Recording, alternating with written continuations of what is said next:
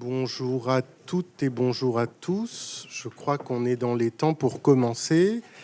Je me présente Gilles Bruno. J'ai un site depuis 2006 qui s'appelle observatoiredesmédias.com et je travaille également actuellement pour une école de journalisme qui s'appelle l'École des métiers de l'information à Paris dans le 20e, EMI CFD. Et je vais vous présenter donc cette table ronde, cet atelier débat, 20 ans après Clichy-sous-Bois, le traitement des quartiers populaires a-t-il changé, avec à ma gauche Erwan Ruti, qui avait travaillé dans un incubateur qui s'appelait Media Lab 93. Avec à ma droite Elena Berkaoui, rédactrice en chef du Bondi Blog. Ensuite, nous avons Anissa Rami, qui travaille pour Bouscapé et qui est également de l'Ajar. Et elle va vous raconter ce que c'est l'Ajar si vous ne savez pas déjà, parce que j'imagine que vous êtes allé sur le site des Assises et que vous avez regardé la page correspondant à cette table ronde et que du coup vous avez recherché ce que c'est. Voilà, mais elle va vous l'expliquer en détail. Et puis nous avons le taulier en fin de table, Benoît Fauché, qui est à l'AFP depuis 25 ans et qui est chef du pôle enquête et territoire. Il va nous parler de tout cela. Et en micro-introduction, je vais essayer de faire court. Donc après la mort de deux jeunes, Ziad et Bouna, à Clichy-sous-Bois le 27 octobre 2005, les émeutes ont duré 3 semaines en France, alors qu'après la mort de Naël en 2023, les émeutes ont duré 6 jours, mais ont été davantage destructrices, entre guillemets. Dans une vidéo du Monde de 2023, justement, le sociologue Fabien Truon identifiait 3 facteurs expliquant l'intensité accrue de ces émeutes. Les difficultés croissantes avec une augmentation de la pauvreté dans ces territoires, notamment en Seine-Saint-Denis.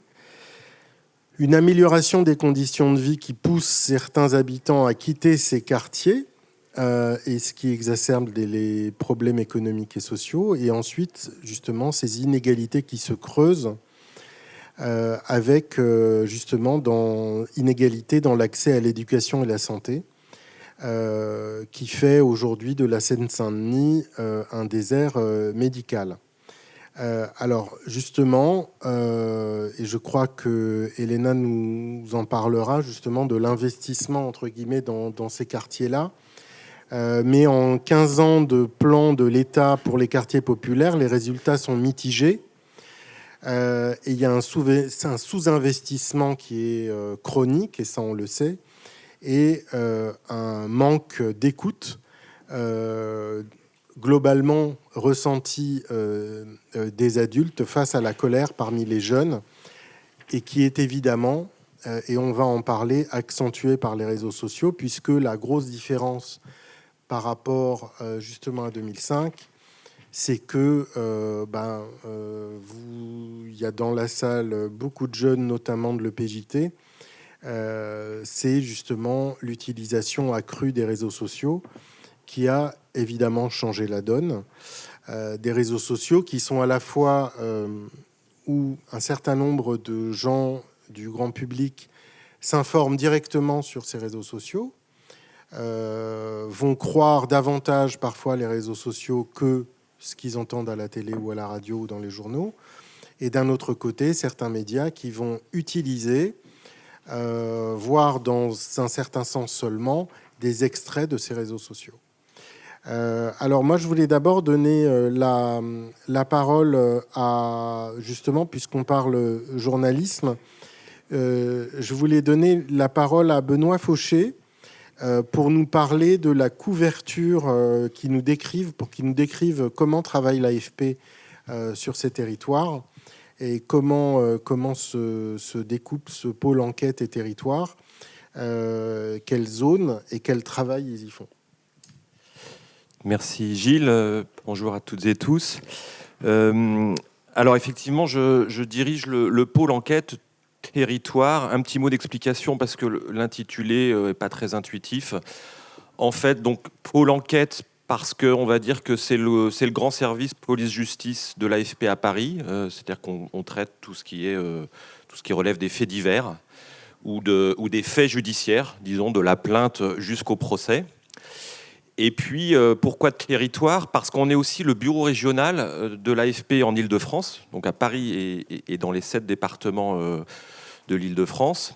Et puis, on est même le bureau régional un peu projeté sur l'outre-mer, puisqu'on coordonne pour l'AFP à Paris la couverture des outre-mer, avec bien sûr un réseau de correspondants ultramarins dans la dizaine de départements et de territoires ultramarins où nous pouvons être implantés. Donc voilà, ça c'est pour le petit point d'explication.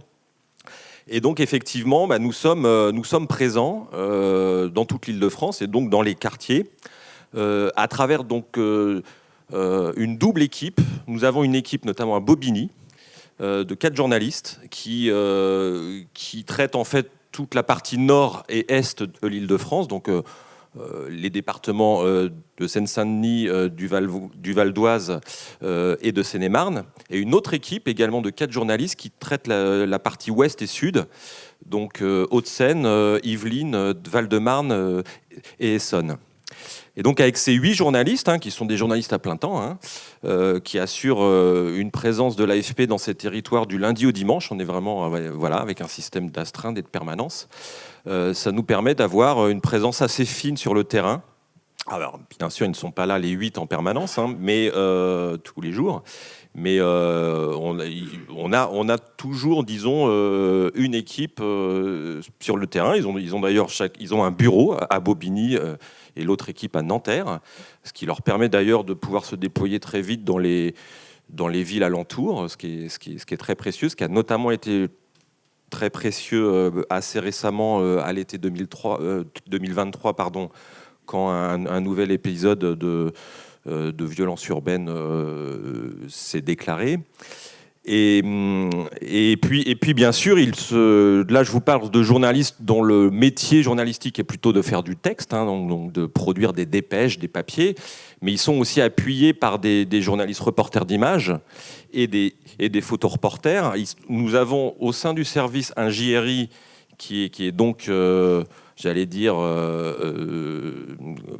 complètement, qui habite au service, c'est-à-dire qu'il est avec nous, il peut se déployer très vite dans les départements d'Île-de-France en cas de besoin, et il est soutenu par tout un service de reportage, bien sûr, de reportage d'images, et puis les photographes qui peuvent se déployer très vite depuis Paris pour documenter un certain nombre de sujets.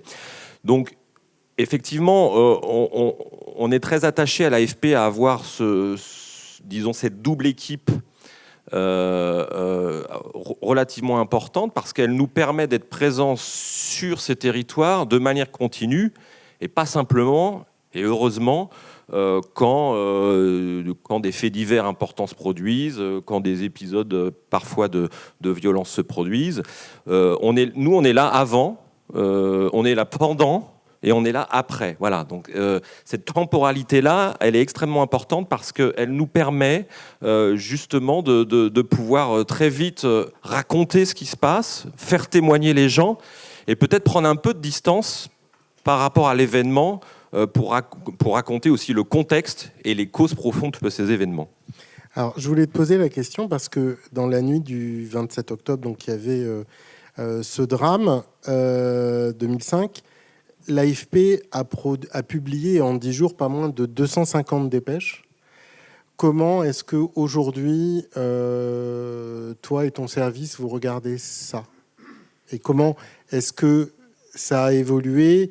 Et quelle introspection, entre guillemets, l'AFP a fait par rapport à cette couverture? Alors effectivement, on débriefe en permanence sur nos couvertures parce que par définition, l'AFP est beaucoup sur le temps réel, c'est-à-dire qu'on doit se déployer, on doit écrire très très vite par rapport, par exemple, à un mensuel où ou un site qui peut parfois se donner le temps de prendre le temps d'écrire avant de publier. Nous, il faut qu'on soit présent très rapidement.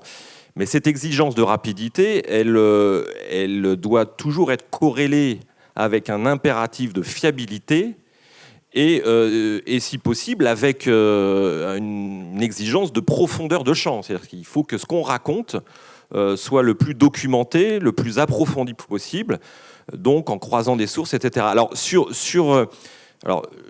je pense que Gilles, tu es allé voir de l'archivage très profond sur ce qu'on a pu faire en 2005. Moi, j'avais même pas ce chiffre de 200 à 250 dépêches. Je suis pas allé regarder l'archivage. C'est un chiffre, je cite mes sources, évidemment. Là, c'est un chiffre Acrimed et je pense je crois qu'ils ont... je pense qu'il est vrai. Il est sans doute juste. Oui. Je pense d'ailleurs que sur l'épisode du début de l'été 2023, on est même bien au-delà en nombre de dépêches. L'important pour nous, c'est évidemment, on est là pour faire, j'allais dire, les dépêches de news, hard news, sur un épisode comme ça de révolte ou de violence urbaine, pouvoir raconter ce qui se fait, évidemment un bâtiment qui brûle, des échauffourées entre la police et des jeunes, etc. On doit le raconter si on peut sourcer cette information. Mais très vite, on produit du reportage où on fait témoigner aussi, bien sûr, les populations qui sont concernées par ces faits, les jeunes qui peuvent être impliqués parfois dans des épisodes de violence. Voilà, on produit ce reportage et on produit des analyses, en fait, en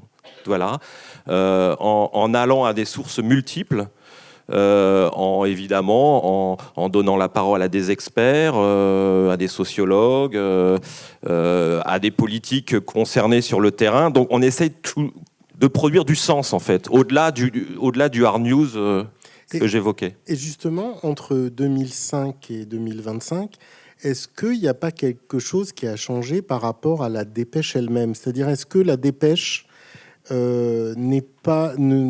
Déjà, avec les réseaux sociaux, la dépêche tourne davantage rapidement.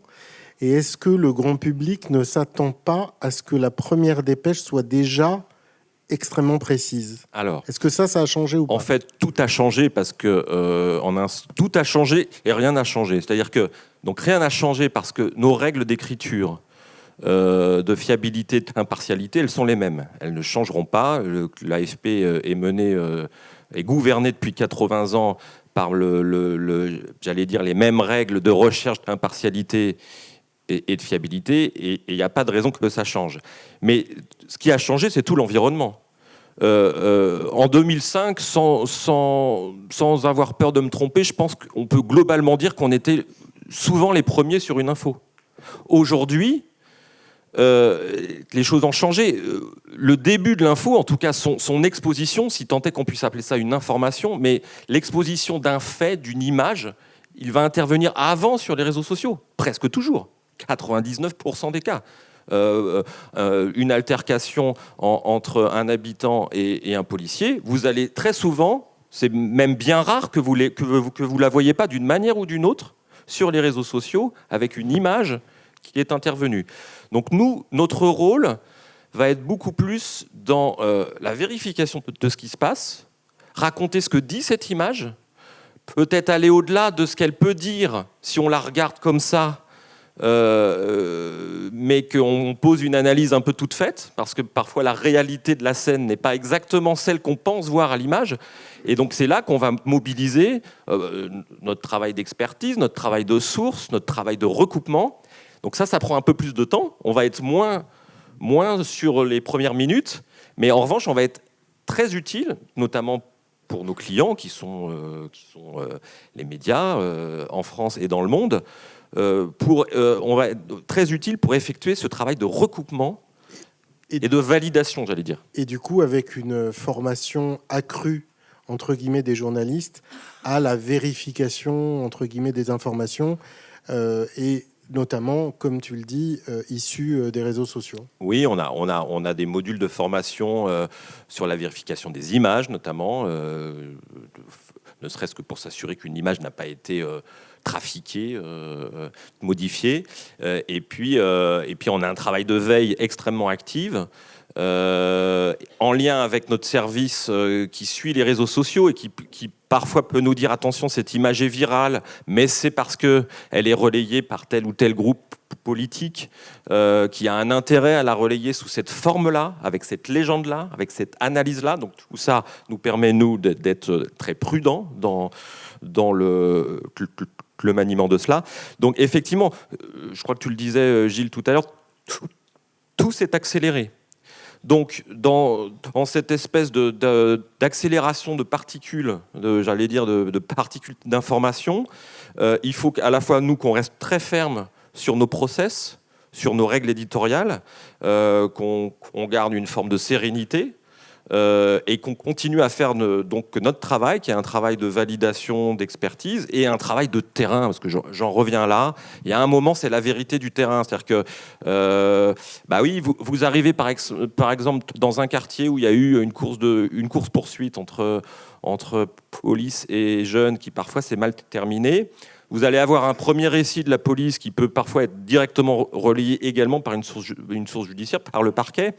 Mais nous, ça nous arrive très régulièrement de nous rendre très vite sur le terrain. Et alors, vous allez voir parfois des habitants qui ont filmé la scène et qui vont vous montrer sur leur smartphone. Regardez, là, je ne sais pas ce que les flics racontent, mais ce n'est pas exactement moi ce que j'ai vu sur... Vous allez avoir des témoignages. Et tout ça va nous permettre, nous, de construire une information beaucoup plus étayée et souvent assez différente de ce que les premiers récits ont pu en dire. Donc voilà, dans ce travail d'accélération, dans ce rythme effréné, il faut qu'on redouble de vigilance et en un sens de travail, mais c'est ce qu'on essaye de faire. Merci beaucoup. Alors on parle de terrain, on parlait de terrain, et très naturellement je vais passer le micro à ma voisine, puisque le Bondy Blog est sur le terrain. Depuis très longtemps. Justement, je voulais que Elena Berkaoui, que tu nous racontes justement le travail du Bondy Blog, comment ça s'est créé et justement par rapport à 2005, l'évolution de ce travail, comment est-ce qu'il se passe aujourd'hui? Merci beaucoup. Bonjour. Alors, le Bondy Blog, pour ceux qui ne le connaissent pas, c'est un média associatif qui est né en 2005, après la mort de Ziad Benna et Bouna Traoré à Clichy-sous-Bois.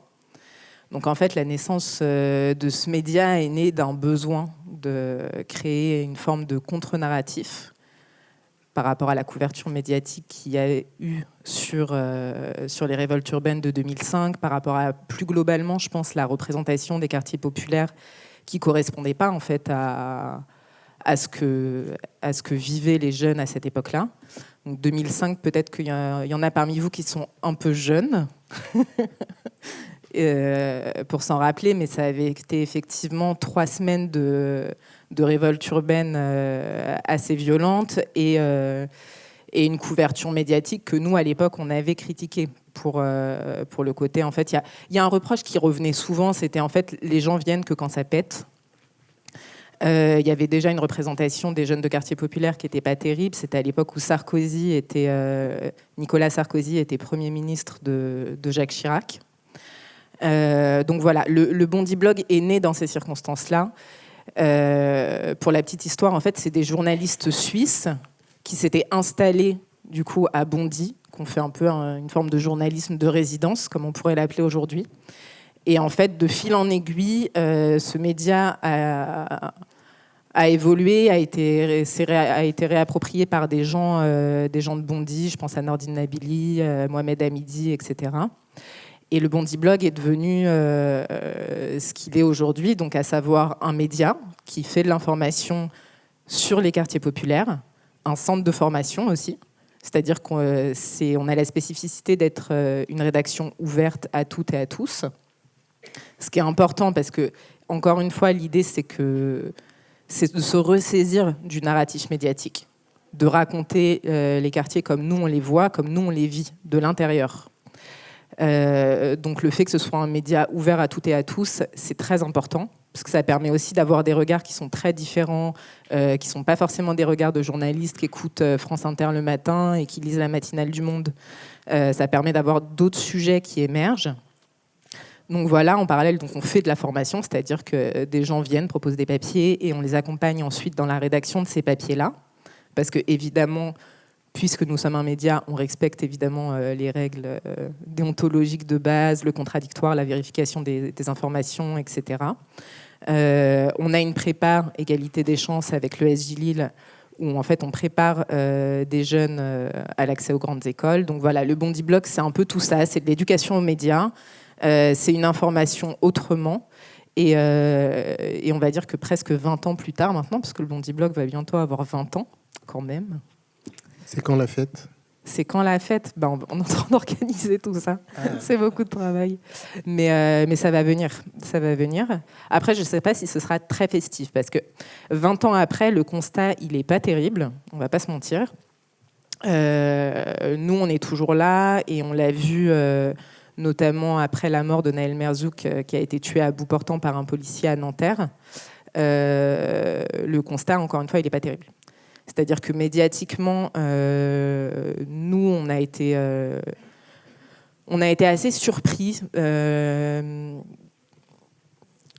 dans le sens où, quand on le vit de l'intérieur, en fait, ça se passait vraiment très vite. Nous, on a un petit staff, donc on a été extrêmement mobilisés. Et on a vu la dynamique en fait se jouer en temps réel. On a pris du temps aussi pour prendre du recul sur ce qui était en train de se passer. Mais effectivement, très vite après la mort de Nahel Merzouk, je généralise un peu, mais quand même, toute l'attention médiatique s'est focalisée sur ces révoltes urbaines-là. Donc on peut le comprendre, c'est des images qui sont frappantes, voilà. Mais en fait, tout débat possible sur les relations entre la police et la population à ce moment-là est complètement écrasé. Politiquement, c'est intéressant aussi parce que le débat était finalement assez pauvre. Enfin, il a été question de la violence et des jeux vidéo, du rôle des mères célibataires, ce que je trouve quand même assez insultant parce que le reste de l'année, ces mères-là, tout le monde s'en fout. En fait, on les laisse dans leur précarité et à un moment, on vient les montrer du doigt en leur disant qu'il faudrait quand même mieux élever vos gosses. Donc c'est un peu gênant. Et je trouve qu'il n'y a pas eu beaucoup de réflexion de fond, en fait, par la suite, sur comment, en fait, médiatiquement, ça avait été traité, sur qu'est-ce que ça disait, en fait. Parce qu'on peut condamner l'expression de cette colère, mais une colère, elle vient toujours dire quelque chose. Les agriculteurs, par exemple, quand ils vont déverser des fientes devant une préfecture, cette colère, elle veut dire quelque chose. Les gilets jaunes, quand ils cassent et compagnie, c'est une colère qui vient dire quelque chose. Pourquoi, à ce moment-là, en fait, le sujet qui exprime cette colère n'est pas pris au sérieux ? Là, ça pose une question. Parce que la question des relations entre la police et la population dans les quartiers populaires, elle est très importante. Elle est centrale. Et ce n'est pas une vue de l'esprit. C'est-à-dire que nous, ça rejoint aussi ce que d'autres élus observent. C'est un réel sujet. Et nous, c'est quotidien. Alors, j'imagine que pour vous aussi. Donc là, il y a zéro réflexion. Il y a très peu de réflexions en fait qui ont été menées. Et ça nous a marqué. Moi, je me souviens, à titre personnel, écouter la radio le matin et me dire, mais waouh, en fait, il y a un gap énorme entre ce que nous, on est en train de vivre à Bondy et la répercussion, l'analyse qui en est faite sur France Info, France Inter et compagnie. Et ça, c'était pas positif pour le coup. Et puis je pense que politiquement, à souligner, c'était aussi important. C'est-à-dire que politiquement, il y a eu très peu de réponses. Il y a eu, parce que les maires ont vraiment insisté pour... Il y a eu un conseil interministériel de la ville qui a eu lieu ensuite, mais ça a été arraché par les maires des quartiers populaires. Et une feuille de route en est sortie et quasiment rien n'a suivi d'ailleurs. Donc en fait, en termes de réponse politique, à part l'aspect répressif qu'on a vu, qui était assez massif, parce que quand même, on a ouvert les tribunaux le samedi, on a ouvert des comparutions immédiates, en faisant fi de l'individualisation de la peine, on a condamné, comme Dupond-Moretti l'avait demandé, de façon sévère, systématique et stricte. Mais par contre, sur le long terme, sur comment expliquer ce qui s'était passé, qu'est-ce qu'il en est aujourd'hui, parce qu'il y a une situation dans les quartiers populaires qui est une situation de précarité qui est importante. Il y a une politique de la ville qui est quasi inexistante. Il y a une crise du logement, il y a énormément de problématiques qui auraient pu émerger en fait à ce moment-là et qui n'ont pas émergé. Donc voilà, le bilan pour nous, il n'est pas extrêmement positif. Je vais arrêter de garder le micro. Mais non, je voulais te demander justement, avec les formations, etc. Est-ce que, alors, je vais pas tout de suite parler de CNews, etc. Je vais pas tout de suite parler de CNews. C'est très tentant, mais non. On va tenter de se calmer. Je vais tenter de me calmer. Mais est-ce que pour le reste de la presse, est-ce que tu estimes que ils ont tiré des leçons ou pas? Est-ce que leur couverture a évolué, entre guillemets, d'un bon côté? En fait, ça dépend de quel média on parle. Là, moi, quand je parlais de la surfocalisation qu'il y a eu sur les révoltes urbaines, je ne parlais pas de CNews, de l'Empire Bolloré et compagnie. Je pense que la différence, effectivement, par rapport à 2005, c'est qu'aujourd'hui, on voit une montée de l'extrême droite. Enfin, il y a une montée de l'extrême droite qui est incontestable. Il y a des médias aujourd'hui qui ont un agenda politique, qui sont des médias militants. Nous, on nous reproche beaucoup de lettres, mais en fait, on roule pour personne. Enfin, on roule pas pour LFI, on roule pour personne. Donc là, ces médias-là, je pense qu'ils ont un impact parce qu'ils mettent quelque part de l'huile sur le feu. Quand vous sortez, quand vous allez en reportage et tout, les jeunes, les gens, ils vous en parlent en fait. Ils les voient sur les réseaux sociaux, et puis ça fait monter la pression. C'est-à-dire que par exemple, si vous prenez la cagnotte du policier qui a tué Naël, c'est quand même quelque chose qui est extrêmement choquant. C'est extrêmement choquant. Et ça, mine de rien, c'est porté, parce que Jean Messia, en fait, il intervient sur ces news, il intervient sur ces plateaux-là. Et ça rajoute de la tension. Donc ça, c'est quelque chose qui, je pense, est nouveau, mais eux, quelque part, en fait, je ne les mets même pas dans un cadre journalistique, parce que finalement, c'est des gens qui se réunissent sur un plateau, autour d'une table, qui sont globalement assez d'accord entre eux sur les idées qu'ils portent. Et pour moi, en fait, ils ne produisent pas d'information, ou quand ils en produisent, elle est extrêmement médiocre. Donc, c'est pas ça. Moi, là où je disais que j'avais été surprise, c'était plus sur des médias, on va dire, assez généralistes, où en fait, je me suis dit, quand même, il y a une porosité de ces idées-là. Ou en tout cas, il y a des idées reçues qui sont encore assez fortes, en fait. Et où on voit qu'en fait, je pense qu'il y a un examen de conscience qui avait été impulsé après 2005. Il y a certains médias qui se sont retournés sur eux-mêmes, qui se sont dit... attendez, on va quand même peut-être un peu réfléchir à déjà la composition de nos rédactions. Ça, je pense que c'est un point qui est important. Je pense par exemple à Libération, parce qu'ils en avaient parlé publiquement, je peux me permettre de l'évoquer. Je me souviens qu'un rédac-chef de Libération disait, voilà, nous, on n'a personne qui habite de l'autre côté du périph'. Et ça pose une question. Parce que là encore, on l'a vu, mais il y a une défiance, en fait, entre la population et les journalistes. Et ce n'est pas une défiance qui est personnelle, qui vise un média en particulier. C'est une défiance déjà qui existe dans toute la société, par ailleurs, mais là qui peut prendre des formes assez violentes et qui dit quelque chose en fait du rapport de la population aux journalistes, de la manière dont ils les perçoivent et compagnie. Et en fait, ça dit aussi quelque chose des liens qu'on a sur place. C'est-à-dire en fait que quand on est déjà venu dans un quartier, généralement, pour faire des reportages et tout, on a des connaissances, on connaît des gens, on peut aller... Nous, c'est ce qu'on a fait, quoi. On connaît des... c'était assez simple pour nous parce qu'on avait déjà un réseau. Et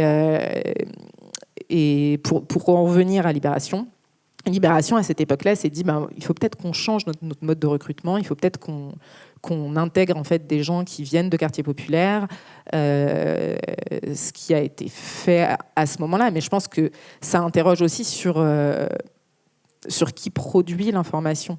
Comment est-ce qu'on la regarde? Et ça, je pense que c'est extrêmement important et que c'est quelque chose qui n'a pas forcément été poursuivi dans les médias. C'est-à-dire que, vu que ça touche, parlons français, à la question de la race au sens sociologique du terme, il y a un truc qui crée une frustration dans les rédactions, où en fait, on ne veut pas vraiment aborder ces questions-là. Donc en fait, la question de la diversité dans les rédactions, elle est abordée du bout du doigt. Je pense que les rédactions ne sont pas forcément très à l'aise avec ça. Et quand je parle de diversité, d'ailleurs, c'est une diversité qui est plurielle, c'est-à-dire ça vient aussi de l'origine. On parle aussi de l'origine sociale des gens, on parle de leurs origines tout court, on parle de plein de choses en fait. Il faut qu'une rédaction soit représentative de la société pour qu'elle renvoie quelque chose en fait qui ressemble à cette société-là. Et même en termes de richesse de sujets qu'on propose, ça reste extrêmement important. Et ça, je pense que ça vient dire quelque chose aussi, à mon avis. Et pour d'autres médias, où là, je mettrais des bons points, entre guillemets, je suis personne, mais je me permets de le faire, il y a certains médias où quand même, moi en 2005, j'étais quand même assez jeune. Donc j'ai pas un regard, je lisais pas les journaux tous les matins, pour être honnête, j'étais au collège, voilà. Mais il y a quand même des médias qui, pour le coup, je trouve, ont bien fait le taf. Je pense par exemple à Mediapart qui a bien fait le taf. J'avais vu aussi passer certains articles du Monde qui étaient très bien. Donc en fait, c'est pas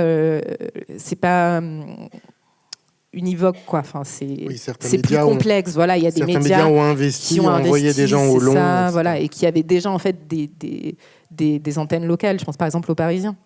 À Nanterre, ils ont réussi à avoir une des personnes qui était dans la voiture de Naël, parce qu'ils avaient quelqu'un dans la locale qui connaissait les gens, donc ils lui ont fait confiance et qui très vite se sont exprimés, quoi. Oui, c'est vrai que quand on a pris un café tout à l'heure pour préparer cet atelier, on a parlé notamment en effet de la couverture du Parisien, qui est évidemment très implantée en région parisienne et qui, malgré cette implantation, a récemment réduit les publications. Entre guillemets, il y avait des éditions qui étaient dans chaque département et c'était très intéressant par rapport à ça. Et là, il y a eu quand même une légère... Alors, eux, ils disent qu'il y a une couverture équivalente, mais il y a moins d'éditions, en tous les cas, qui sortent. Et les gens ne peuvent plus aller en Seine-Saint-Denis acheter Le Parisien avec les pages dédiées à leur département. Je vais passer la parole avant de donner la parole à Anissa.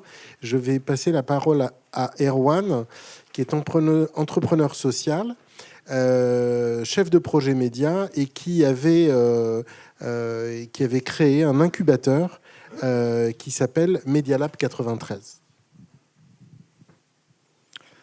Et je voulais que tu te présentes et que tu nous dises, bonjour. Merci beaucoup, que tu nous dises tout ce que tu as fait, entre guillemets, et surtout, alors peut-être pas le CV complet, mais de nous dire ce que tu as fait avec cet incubateur. Alors, le Medialab 93, qui a été créé à Pantin en 2016, qui était à la fois une pépinière d'associations et de porteurs de projets, un incubateur, effectivement, donc un lieu de formation de gens qui voulaient monter des médias ou des initiatives X ou Y, qui était un espace d'événementiel aussi. On faisait énormément de rencontres, de débats, de toutes sortes de formats.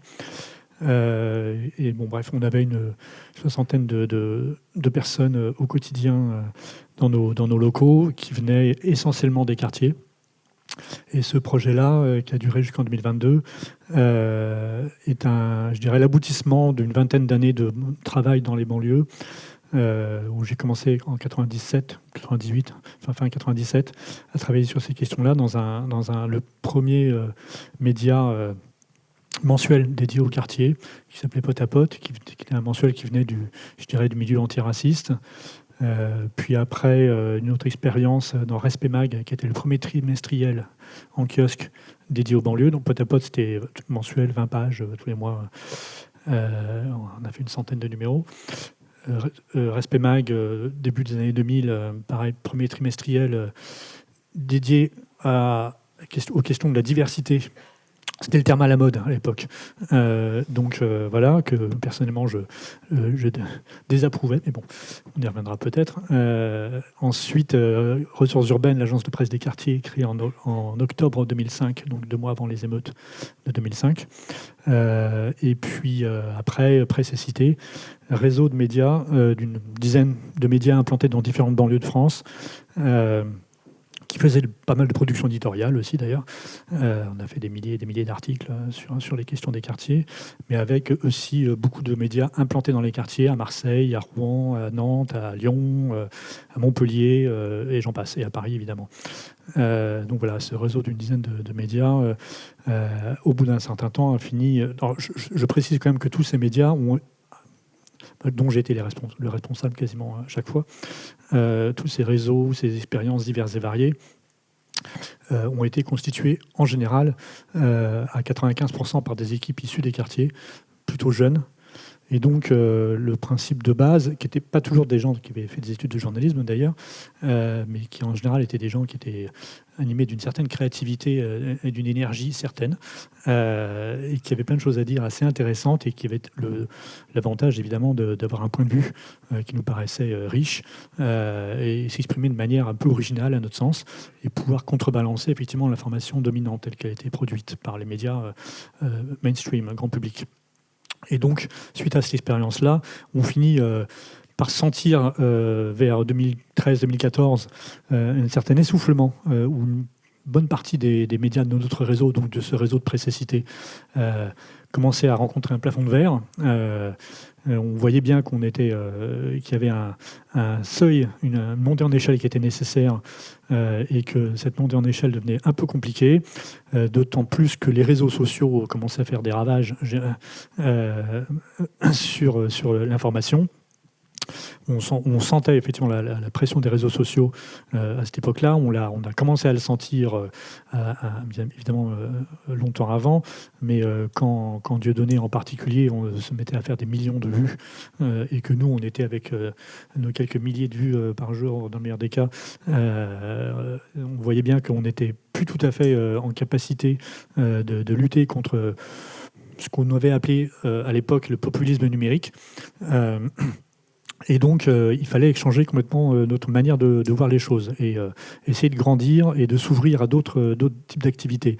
Et donc, c'est là où on a créé le Media Lab 93 en disant il faut, qu'on fasse tout ce qu'on a toujours fait, donc à la fois du journalisme implanté dans les quartiers, mais aussi de la formation pour aider des gens qui voudraient faire du journalisme ou qui voudraient monter leurs médias.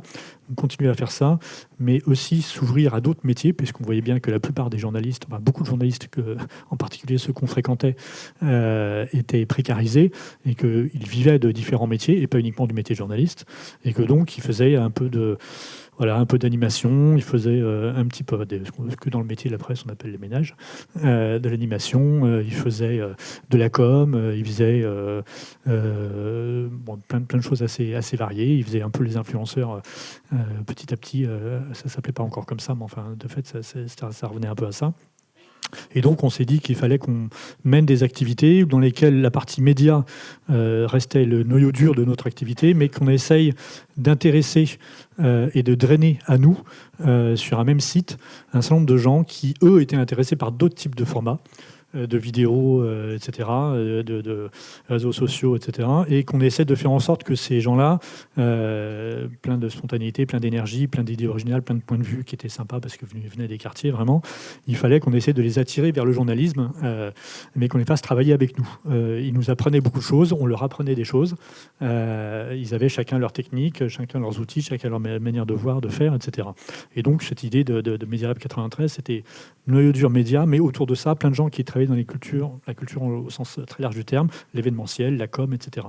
Petite parenthèse, le fait que ça soit justement qu'il y ait cette diversification des rentrées d'argent, entre guillemets, avec le fait de faire de l'animation, etc., de varier les plaisirs, c'est quoi? C'est surtout assurer la pérennité du coup de la position de journaliste? Alors, c'était d'abord faire bouillir la marmite, tout simplement. Les gens doivent bouffer à la fin du mois, donc il faut que, par tous les moyens nécessaires, ils trouvent des moyens de se rémunérer, et on était prêt à les aider en ça. Mais on savait qu'il y avait aussi plein de gens qui avaient des techniques remarquables en termes de vidéo que nous, on n'avait pas, et on était content de travailler avec des réalisateurs, puis de les former aussi à ce que nous, on savait faire en matière de journalisme, ou ce qu'on avait appris à faire. Moi, personnellement, je n'ai pas fait d'études de journalisme, mais j'ai fait des milliers d'articles sur les banlieues dans différents médias.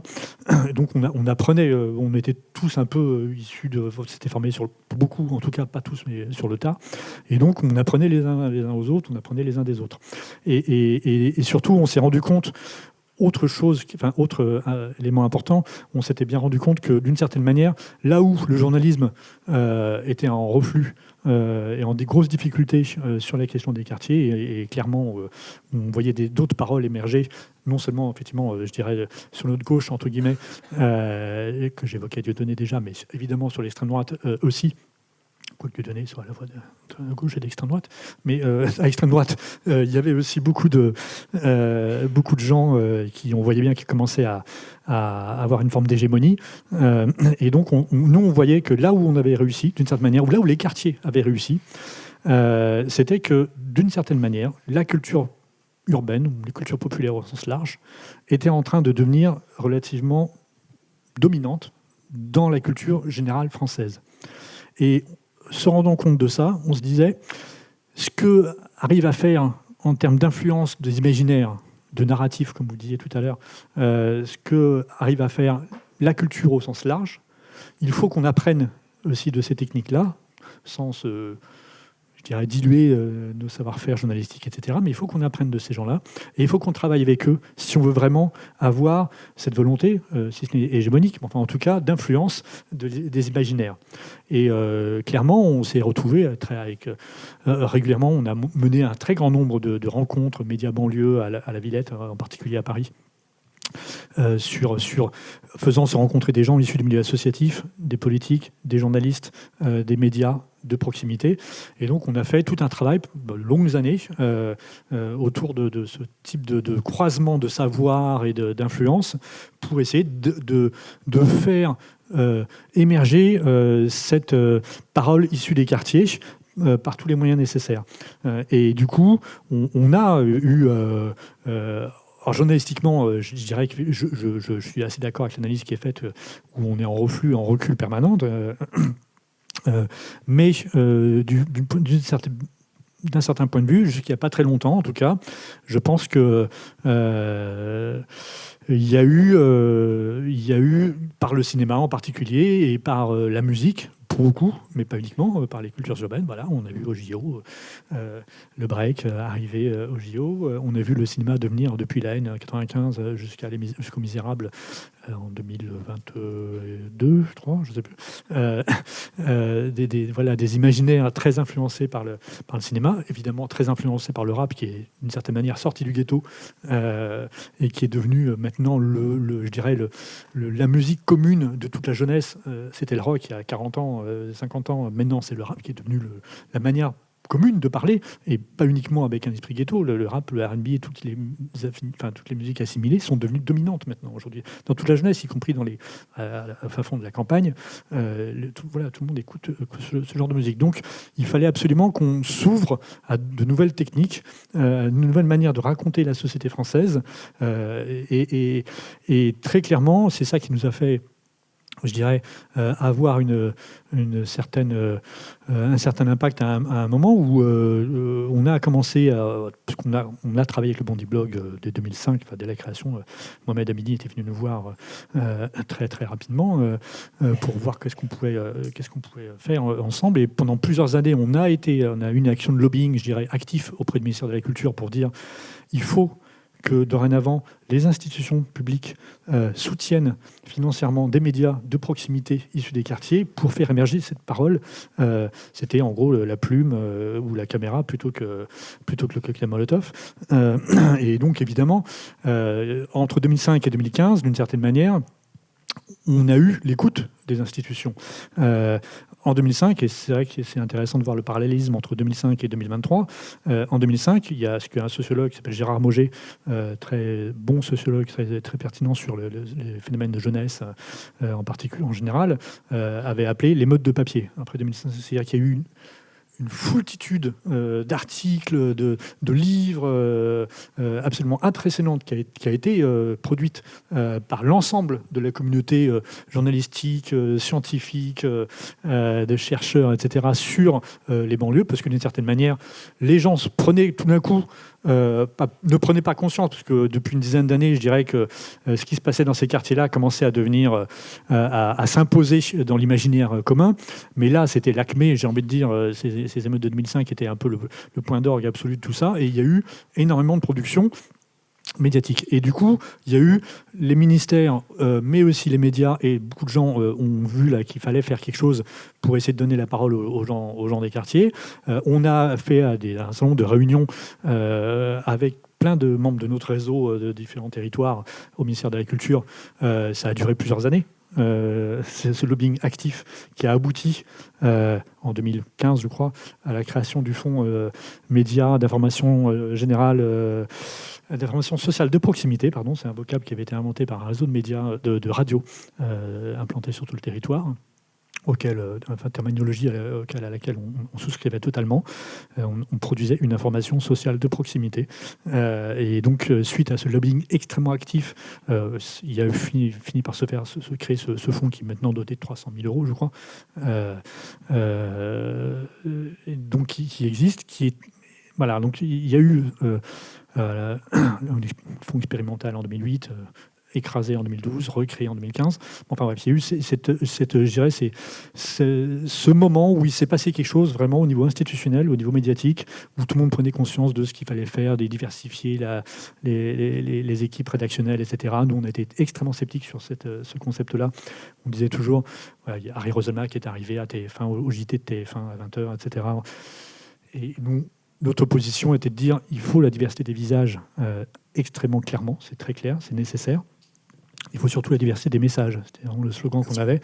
Une hirondelle ne fait pas le printemps, un Harry Roselmack ne fait pas une ligne éditoriale. C'est très clair. On était toujours avec cette idée en tête, excusez-nous pour les références politiques, mais en 81, les plus anciens s'en souviennent, quand la gauche arrive au pouvoir, ils imposent, il n'y a pas de quota à l'époque, ils imposent l'arrivée dans la télévision et la radio de service public, la venue d'un certain nombre de gens du parti, de fait, deux syndicalistes, journalistes syndiqués très proches du PC et du PS, sont entrés dans les rédactions. C'était inscrit naturellement dans le programme politique. Ces gens-là ont influencé l'imaginaire global en faveur des classes populaires à cette époque-là. Nous estimions que ce n'est pas uniquement parce qu'on va avoir une ou deux personnes issues de entre guillemets, ce qu'on appelle la diversité, qu'on allait pouvoir changer la ligne éditoriale de fond de ces différents médias. Et donc, on a toujours été vraiment dans cette logique-là. Il faut qu'on constitue, à partir des quartiers, des réseaux de gens organisés qui défendent des points de vue, et pas uniquement le fait d'être issu des quartiers, etc., mais qui défendent des points de vue, qui sont en capacité de modifier l'imaginaire avec un agenda assez clairement défini, travaillé avec une formation, etc., comme c'était le cas il y a 40 ans. Justement, alors ça c'est ce que vous avez voulu mettre en place et ce que vous avez essayé, entre guillemets, d'insuffler, mais qu'est-ce que tu dirais du coup par rapport au titre de ce débat sur justement le traitement a-t-il changé depuis 2005, là on est 20 ans après, et comment est-ce que tu vois cette évolution sur le traitement médiatique des banlieues entre guillemets de ces territoires, des quartiers? Alors évidemment je ne peux que valider tout ce qui a été dit précédemment sur la dégradation colossale en 2023. D'une certaine manière, il ne s'agit même plus... Il y a très très peu, sauf dans quelques médias, un certain nombre de médias d'infos sur le comment du pourquoi des émeutes, etc. La réflexion qu'il y avait eu 18 ans plus tôt n'existe plus. aussi bien au niveau des médias que de la production de la scientifique, je dirais, des sociologues, etc., des politologues, et au niveau institutionnel, c'est à peu près le même niveau d'interprétation. C'est un traitement fait diversier qui s'impose, où on va chercher l'information, la vérité, la contre-vérité, etc., etc. Mais on n'aura quasiment plus de réflexion de fond sur l'évolution de ces quartiers depuis 2005. La politique de la ville passe sous la tutelle du ministère de l'Intérieur. On y est encore relativement, parce que maintenant il y a une double tutelle, ministère de l'Intérieur, ministère du Logement. La NCT, etc., tous ces organismes-là passent littéralement à cette époque-là sous la tutelle du ministère de l'Intérieur. Donc on va traiter, il va y avoir un traitement soit fait diversier, soit policier de cette actualité, ce qui sous-entend qu'en gros il n'y a plus rien à faire, puisque on a beau faire des REP+, etc., que ça ne marche pas... on va ouvrir des prisons, hein, en gros. C'est un peu ça la conclusion de tout ça. Et médiatiquement, je dois dire que alors qu'il y avait eu des initiatives, effectivement, en 2005, comme le Bondi Blog, qui avaient très clairement été saluées par l'ensemble de la profession. Et c'était le Bondi Blog était la belle histoire issue des quartiers. Ça a duré pendant assez longtemps. Des partenariats avec LCP, etc., des émissions de télé dans lesquelles tous les hommes politiques passaient. Pour eux, c'était indispensable. S'ils ne passaient pas au Bondi Blog il parle à l'imparfait. Il a parlé à l'imparfait, je ne veux pas dire. Mais... Oui, l'émission n'existe plus. Donc, s'il ne... Voilà. Il y a eu un partenariat 10 ans plus tard avec Mediapart, donc les choses changent. Mais je dirais que le point de passage que le Bondi Blog était devenu obligé pour exister politiquement, ce point de passage n'existe plus aujourd'hui. Il n'y a plus d'équivalent de ce qui s'est passé à cette époque-là. Et donc, il y a une détérioration qui valide d'une certaine manière ce que je raconte ce que je racontais il y a 5 ans déjà dans ce livre, L'histoire des banlieues françaises, qui valide un petit peu une sorte de dématérialisation des banlieues. En gros, les banlieues disparaissent de l'imaginaire collectif, sauf comme le repoussoir qu'elles ont été jusque dans les années... jusque dans les années 2000 et quelques.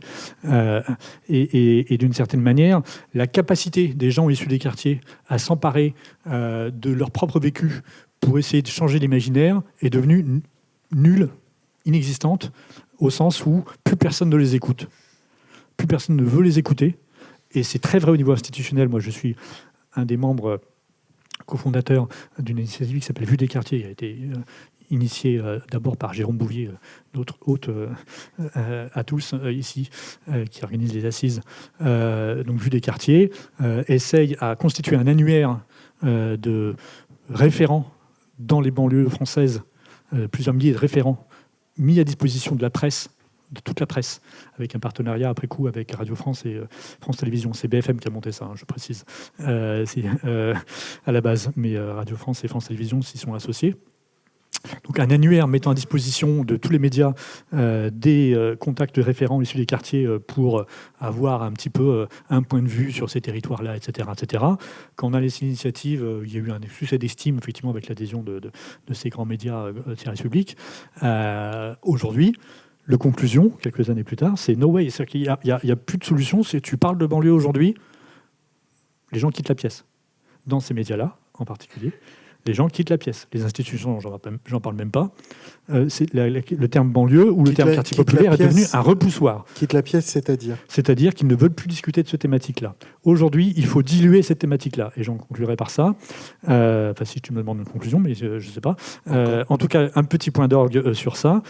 Le rapport qui a été fait sur l'ANRU assez récemment dit que l'ANRU, donc Agence nationale de rénovation urbaine, qui a été créée par Borloo début 2003-2004 et qui est montée en puissance après les émeutes de 2005, qui a été, selon l'initiateur Jean-Louis Borloo, le plus important plan d'investissement français depuis le plan Marshall, financièrement. C'est sans doute pas totalement faux.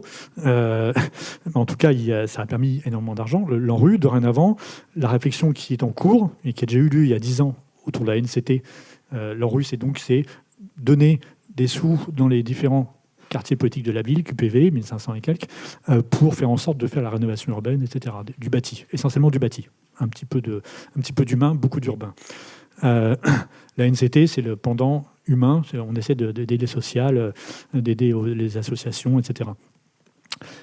La réflexion qu'il y a eu il y a 10 ans avec la NCT est en train d'arriver à l'enrue maintenant. Il faut en faire en sorte que ce ne soit pas uniquement les quartiers politiques de la ville qui soient aidés, mais l'ensemble des territoires déshérités de France. Ce n'est pas encore acté, mais si la réflexion va dans ce sens-là, et je mets ma main à couper, qu'on va y arriver. Alors je ne sais pas si l'argent qui a été mis dans les QPV va aller dans les campagnes, ou une partie de l'argent qui allait dans les QPV va aller dans les campagnes, ou quel va être le modèle de financement des aides aux campagnes, aux zones désindustrialisées, etc. Il y a un vrai sujet, cela dit, sur les campagnes et sur les zones désindustrialisées globalement. Il y a un vrai sujet d'effondrement global, un vrai effondrement social et tout ça. Donc il y a un vrai sujet. Mais il y a une dilution, on va dire, de l'identité ou de la thématique banlieue dans quelque chose de beaucoup plus, entre guillemets, républicain. C'est-à-dire, tout le monde doit être logé à la même enseigne, pas de sous spécifiquement sur ces territoires-là, mais il faut aider tous les pauvres en général, et on oublie les spécificités historiques de ce qui s'est passé dans ces quartiers-là, de grands ensembles, de ces banlieues de grands ensembles. Et je pense que cette dilution qui a un air du temps, dont l'ANRU va témoigner, à mon avis, prochainement. La NCT, il en a déjà témoigné il y a assez longtemps. La NCT, initialement, c'était pour aider les quartiers politiques de la ville.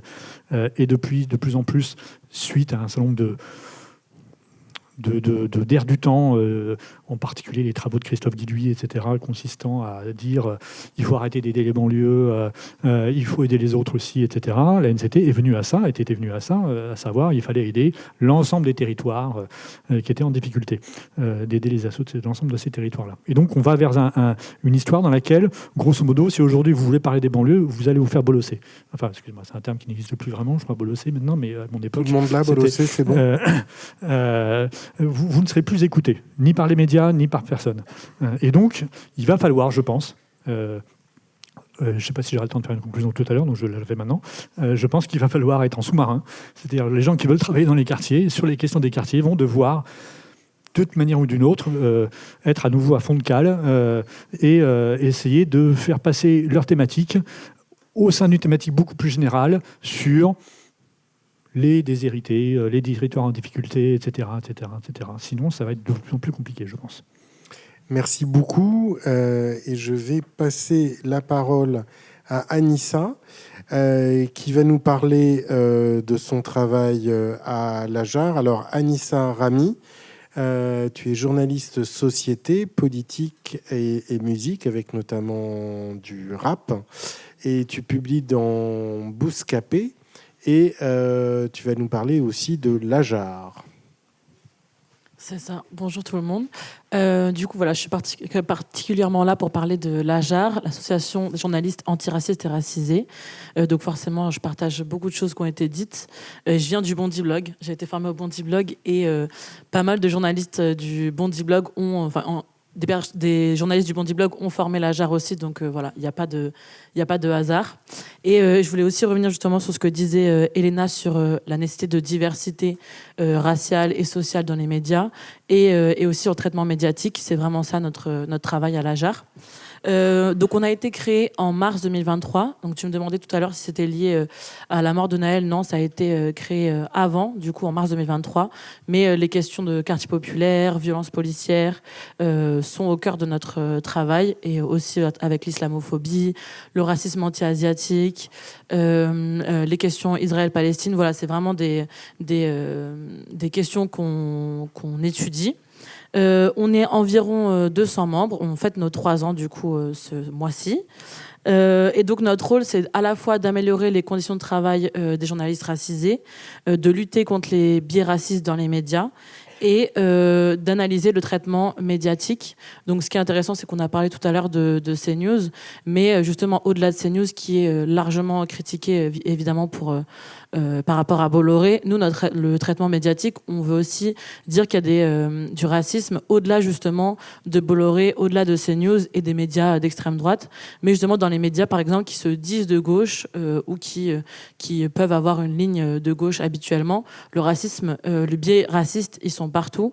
Et donc, du coup, c'est pour ça que notre travail, on a constaté, parmi les 200 membres et le fait que depuis 3 ans, on travaille tous les jours sur ces questions, qu'il a été vraiment primordial. Et que du coup, on est aussi aux côtés de l'AJL, Association des journalistes LGBT, et de Prenons la Une pour les journalistes femmes. Donc nous, on est c'est un peu ce 3e pan sur les questions antiracistes. Voilà, donc c'est vraiment pour revenir sur ce côté-là que les journalistes ne sont pas neutres, évidemment, et qu'ils parlent à travers leurs conditions sociales, leur existence, leurs expériences. Et donc, du coup, le traitement des quartiers populaires est forcément biaisé. Donc, on parle de quartiers populaires, mais on parle aussi forcément de personnes racisées qui vivent en majorité dans ces quartiers.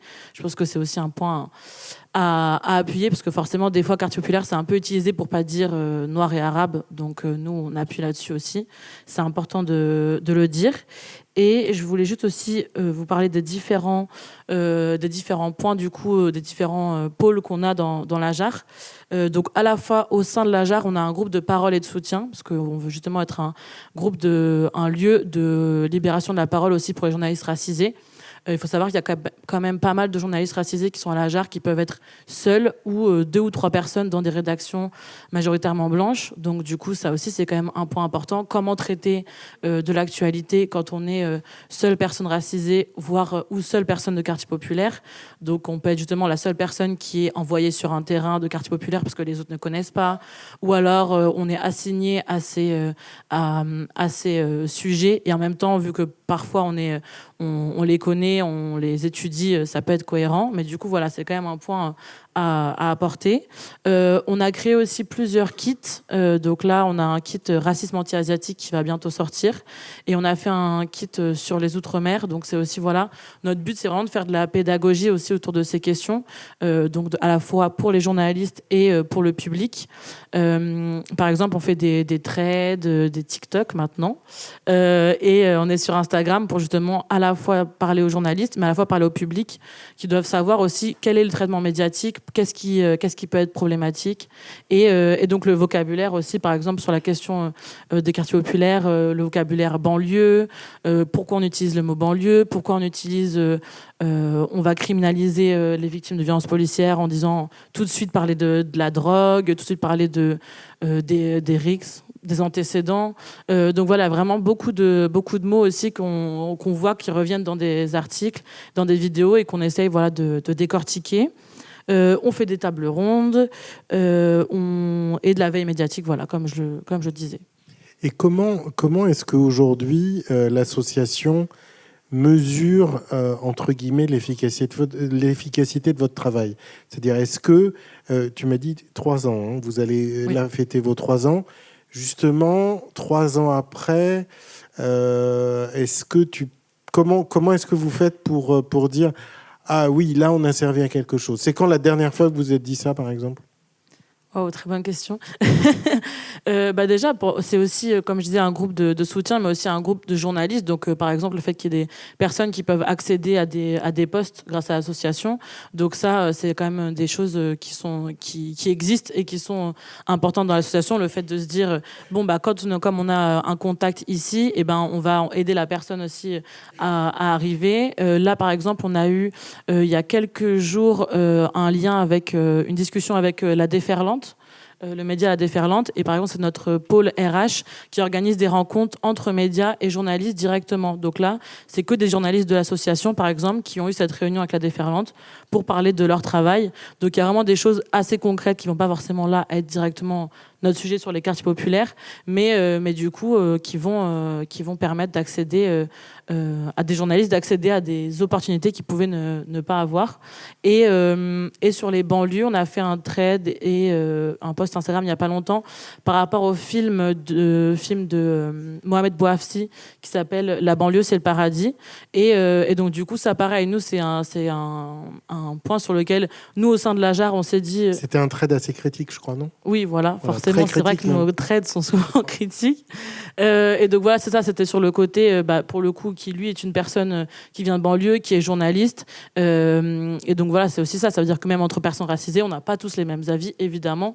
Et c'est pour ça que nous aussi, on est racisés et antiracistes. C'est le point aussi important dans l'association, forcément. Oui, c'est la question que je voulais te poser. C'est-à-dire que c'est pas parce qu'on est racisé qu'on a un totem d'immunité, entre guillemets, et qu'on va forcément faire du journalisme juste. Mais là, pour le coup, vous avez été directement en contact, par exemple, avec Mohamed Bouafsi ou pas? Est-ce qu'il vous a répondu, par exemple? Non, je crois pas qu'il nous ait répondu, mais nous c'est plutôt justement sur le fait que on a, des fois c'est juste ça se voit, on n'aime pas regarder les likes ou les réponses, etc. Mais en tout cas c'est quand même un thread qui a parlé et un TikTok qui a parlé à beaucoup de gens qui l'ont repartagé et qui sont sentis concernés parce que justement lui il avait en tout cas pour nous une vision assez méritocratique, assez, où Emmanuel Macron, Nicolas Sarkozy sont interviewés sans que, ou Nicolas Sarkozy par exemple il reparle du Karcher et il dit oui je recommencerai aujourd'hui et on lui dit pas il y a un problème. Il n'y a pas de contrepoint. Il n'y a pas de contrepoint. Et donc du coup voilà, il y a plusieurs choses qu'on critique dans ce film, mais voilà, c'est vraiment un élément parmi toutes les choses qu'on fait. Et entre autres, par exemple, sur le côté journalistique qui n'a pas été une réussite pour l'instant, mais que on se bat pour, c'est par rapport aussi à la carte de presse, parce que justement les journalistes voilés sont discriminés et ne peuvent pas avoir leur voile sur la carte de presse. Et d'ailleurs, plusieurs rédactions refusent des journalistes voilés. Donc c'est pour ça qu'on est vraiment on englobe beaucoup de choses, et c'est pour ça qu'on voit la nécessité en fait de se dire en fait avant. Il y avait pour les journalistes LGBT et pour les femmes journalistes des associations qui existaient, mais sur tous ces points en fait il n'y avait pas forcément de points critiques et d'associations qui avaient vraiment cette vision globale. Alors c'est intéressant parce que quand on t'écoute, tu nous as parlé de trade, tu nous as parlé de like, et donc on voit vraiment que votre travail aussi est beaucoup ancré sur les réseaux sociaux. Vous travaillez aussi beaucoup avec cette matière. Oui, et justement, en fait, on a vraiment beaucoup de pôles différents. Donc, c'est vrai que j'ai parlé de cette partie-là, parce que moi, par exemple, je suis plus sur cette partie-là. Mais il y a une partie action d'éducation aux médias. On fait aussi de l'éducation aux médias dans les lycées, dans les écoles, donc avec des journalistes de l'association. Et on va aussi directement dans les écoles de journalisme, parce qu'on veut vraiment travailler à la fois sur la critique médiatique, donc après, quand le papier ou la vidéo est déjà sorti et qu'il faut apporter un regard critique, mais aussi en amont, parce qu'il y a vraiment beaucoup de journalistes, de jeunes journalistes qui nous contactent et nous disent ça va pas du tout ce qu'on apprend dans notre école, ou alors je vis du racisme dans mon école et j'aimerais que l'AJAR fasse une formation. Et donc là on a aussi un pôle qui agit dans ce sens. Alors justement, moi je voulais repasser la parole brièvement à Benoît Fauché en lui posant la question, justement le travail de l'AJAR, l'AFP, la diversité et l'AFP. Comment est-ce qu'elle a évolué depuis 20 ans? Est-ce qu'il y a un vrai travail qui a été fait, et si oui, lequel? Alors, oui, il y a un travail qui est fait, qui est sans doute insuffisant, comme dans beaucoup de médias, j'allais dire mainstream et généralistes. Il y a un travail déjà sur le recrutement, via différents dispositifs. Les services qui s'occupent de la mobilité et de recrutement à l'agence essayent de diversifier les profils. Ça passe évidemment par le recours à la prépa à la chance. On a une bourse à l'AFP qui s'appelle donc la bourse Michel Léridon, qui est aussi parrainée par l'ARCOM, accompagnée par l'ARCOM, et qui permet effectivement de donner une chance, j'allais dire, à des profils. Je reprends l'expression, même si je partage l'avis d'Erwan, issu de la diversité. C'est pas très joli et pas très juste. Mais en tout cas, voilà, ça nous permet de recruter et d'attirer à nous aussi des profils qui peut-être parfois se diraient non, mais en fait l'AFP c'est pas pour moi, parce qu'ils peuvent avoir des représentations de ce qu'est l'agence. Oui, c'est vécu comme une grande maison énorme, voilà. Pas forcément atteignable. En réalité, il faut quand même tout de suite relativiser l'absence de diversité. Nous, pour le coup, on est quand même un média mondial. On est présent dans 200 pays. On a 1700 journalistes et la majorité travaille dans d'autres pays que la France. Et évidemment et naturellement et heureusement, j'allais dire, dans ces pays, les journalistes originaires de ces pays sont très présents. Donc au niveau mondial, on a une diversité humaine, j'allais dire, ce qui est bien le moins, ce qui est normal. Mais effectivement, en France, il y a un sujet que je ne conteste pas et sur lequel on travaille et sur lequel il faut continuer à travailler.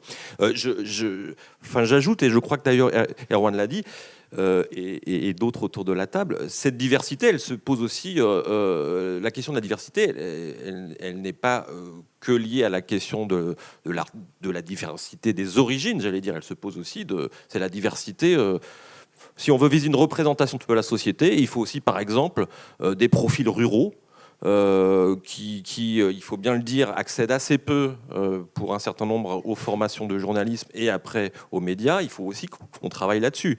Donc on y veille également.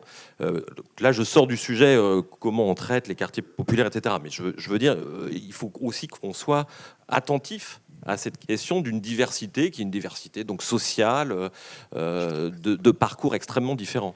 Alors, je voulais quand même revenir sur quelque chose parce que on a, grosso modo, je veux bien être sympa, mais quand même, on a épargné Bolloré-Land, sauf que, tout de même, quand on prenait un café tout à l'heure, on se disait que justement, les séquences dont tu parlais tout à l'heure, Benoît, issues des réseaux sociaux, justement, vous allez checker ces informations, vérifier qu'elles sont bien sourcées, etc. Et ensuite utiliser ces informations pour en faire vos dépêches et vos enquêtes. Et puis d'un autre côté, on a aussi parfois ces mêmes séquences qui vont tourner en boucle. Alors parfois derrière un panel d'invités qui n'y connaissent rien, ou alors monter en épingle, etc., sur un certain nombre de chaînes d'infos. Ça, est-ce que c'est pas quelque chose, pour reprendre quand même le sujet de notre atelier, est-ce que c'est pas quelque chose qui, pour le coup, ce serait quasiment aggravé? Et je pose la question à tous les quatre. Est-ce que, grosso modo, aujourd'hui, le traitement des quartiers populaires n'est pas pire qu'il n'était il y a 20 ans? C'est ça ma question, un peu directe. Mais... Oui. En un sens, il est plus difficile et il s'est aggravé par le fait que ces médias Bolloré et quelques autres, parce qu'on pourrait rajouter ils sont pas seuls. Ils sont pas seuls du tout. Une partie, par exemple, même du Figaro, etc., autour du Figaro Vox et d'autres médias, peuvent entretenir effectivement un biais et un regard particulier sur les quartiers. Et comme ils sont très relayés, très présents sur les réseaux sociaux, effectivement, j'allais dire le barycentre, l'équilibre du regard journalistique sur les quartiers, il s'est déplacé. Parce que ces médias, quand bien même on estimerait qu'ils ne font pas du journalisme, ils sont présents. Ils sont regardés par un certain nombre de citoyens comme des médias quand même. Donc de toute façon, l'épicentre s'est déplacé. Et parfois, on les regarde pour les détester, mais on les regarde quand même. Et oui, ce qui est absolument assez paradoxal. Alors, sur le même sujet oui, non, je pense qu'effectivement, on peut dire que de leur point de vue, c'est pire. Et il y a un peu un paradoxe. C'est-à-dire que le paradoxe avec les quartiers populaires, c'est qu'il y a une surfocalisation sur eux. C'est-à-dire que si effectivement vous allumez ces news, il y a des thèmes qui vont être récurrents. Donc c'est un racisme qui va être déguisé. Donc on va parler effectivement, comme le disait Anissa, en euphémisant des quartiers populaires. Bien que certains à CNews ne prennent même plus la peine d'euphémiser, en fait, ils parlent français. Au moins on peut leur reconnaître ça.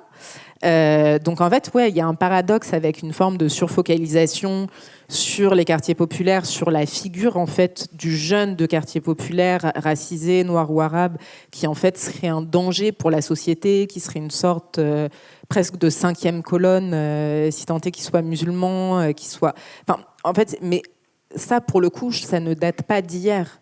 C'est-à-dire que c'est une représentation...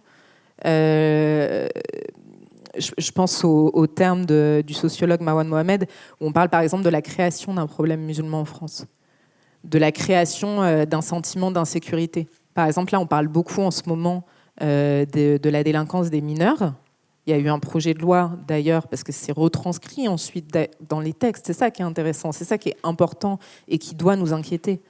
On parle beaucoup, par exemple, de la délinquance des mineurs, mais si vous regardez sérieusement les études qui sont faites à ce sujet-là, la délinquance des mineurs, elle a diminué, en fait.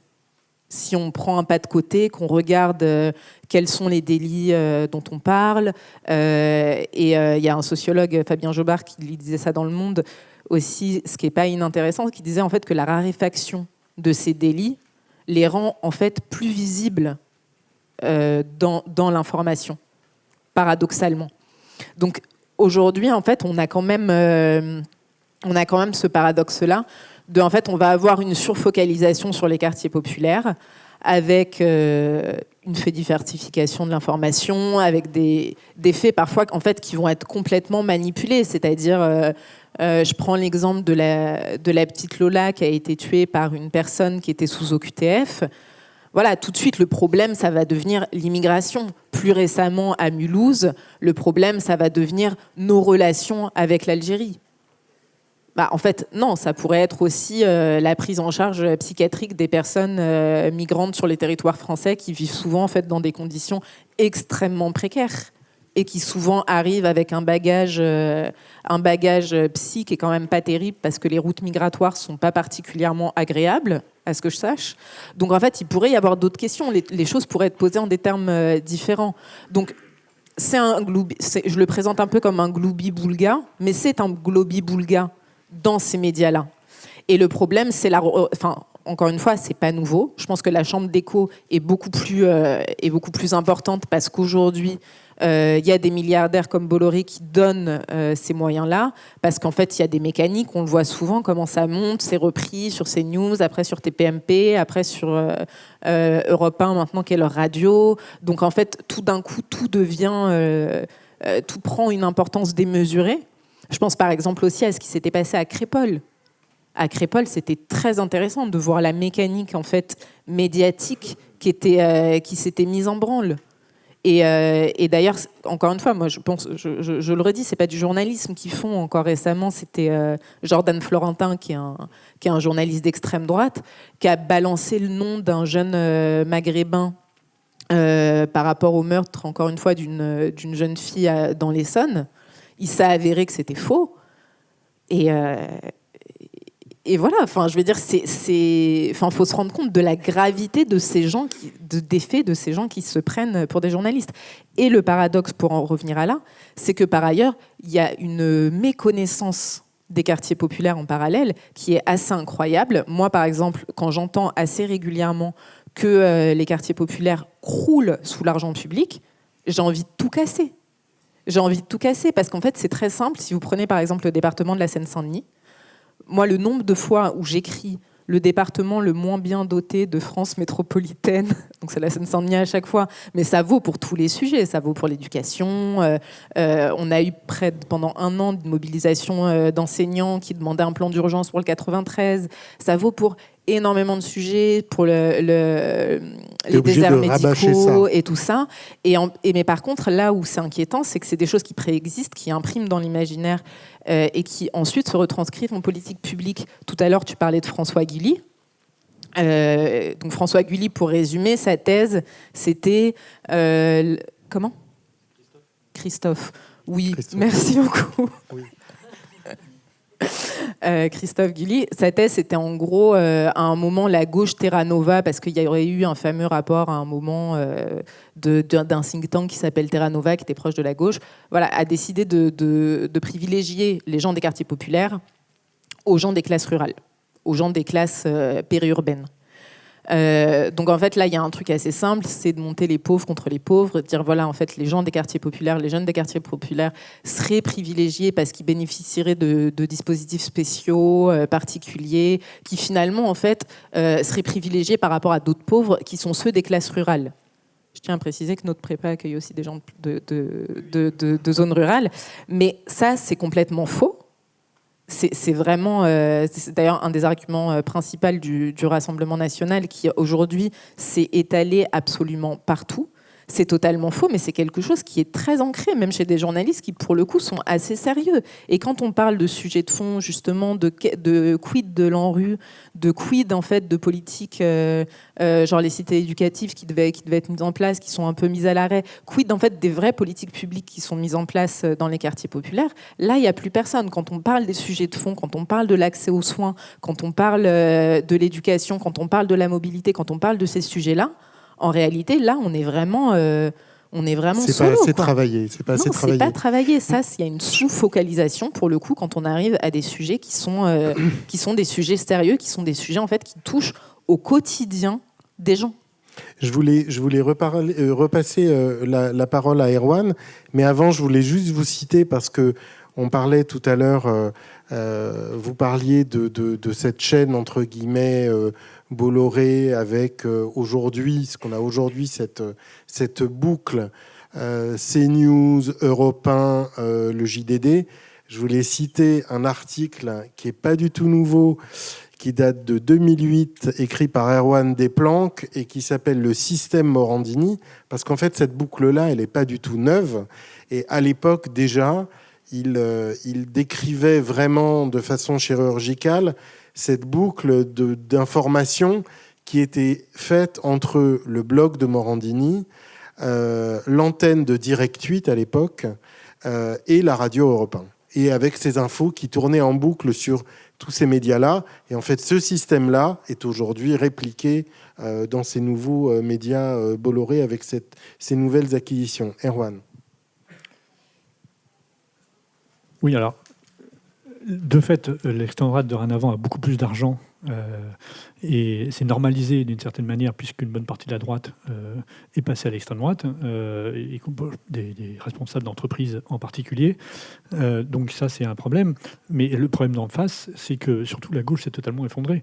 Des gens qui essaient de porter une parole alternative, et non pas une vérité alternative, mais une parole issue de ces quartiers-là, etc., ne sont plus du tout en capacité en termes je dirais de nombre de divisions, combien de divisions à mettre les uns en face des autres, on s'est considérablement affaibli. Et même, ce que j'évoquais tout à l'heure, les médias grand public n'ont plus envie d'entendre parler de ces questions-là. Et moi je trouve que pendant longtemps on a réclamé, on s'est dit il faut absolument qu'il y ait des Jean-Pierre Pernaut, des cités, et qu'il y ait des émissions, l'équivalent de ce que TF1 faisait sur les campagnes à 13h, sur les artisans et les producteurs de cabécou à droite à gauche, etc. Il fallait qu'on ait l'équivalent dans les quartiers. Moi Pernaut, on n'apprécie pas, mais enfin, en tout cas, il y avait de toute évidence un amour de certain nombre de territoires, etc. Et on aurait trouvé ça intéressant qu'il y ait possiblement aussi des émissions comparables. Ces émissions-là, aujourd'hui, elles arrivent sur Radio France. Moi, je salue le travail qui est fait par Radio France tous les midis sur les carnets de campagne, je crois qu'ils appellent ça, des émissions très, très intéressantes sur la vie quotidienne, les initiatives originales, super sympas de tous les territoires de France, qui sont en général les territoires ruraux, etc. Ça continue à marcher. Et ça continuera à marcher, et de plus en plus. Je salue ces genres d'initiatives, mais quid venus des quartiers, c'est impossible. C'est devenu absolument impossible.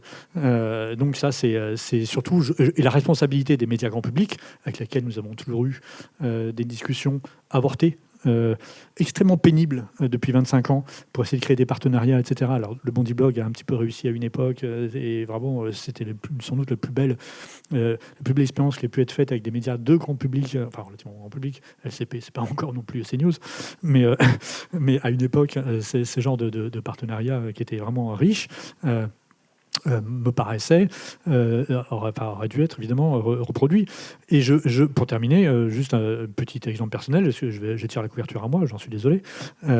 Quand je sors ce bouquin il y a 5 ans là, sur une histoire des banlieues françaises, ceux qui m'invitent le plus, c'est CNews. C'est pas Radio France, c'est pas France Télévisions. Tous ces gens-là estiment qu'ils font le boulot. Ils estiment qu'ils font le boulot. Et alors peut-être qu'ils pensent qu'à CNews, parce que je m'appelle Erwan, je suis d'accord avec Bolloré et Bernard Arnault qui sont bretons, etc. Mais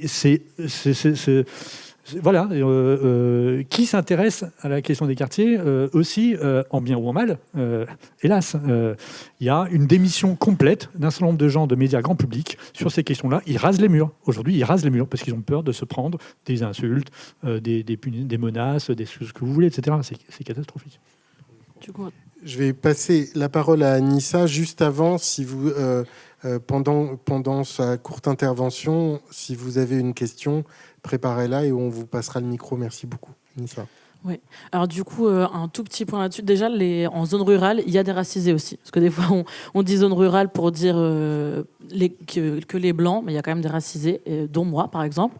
Et sinon, sur CNews, comme je disais tout à l'heure, c'est pour ça qu'à la JAR, on ne fait pas non plus un focus exclusivement sur CNews, parce qu'on considère que si CNews existe aujourd'hui avec autant de poids, c'est parce que justement, les autres médias n'ont pas fait le travail. Donc, comme tu disais, la gauche s'est effondrée.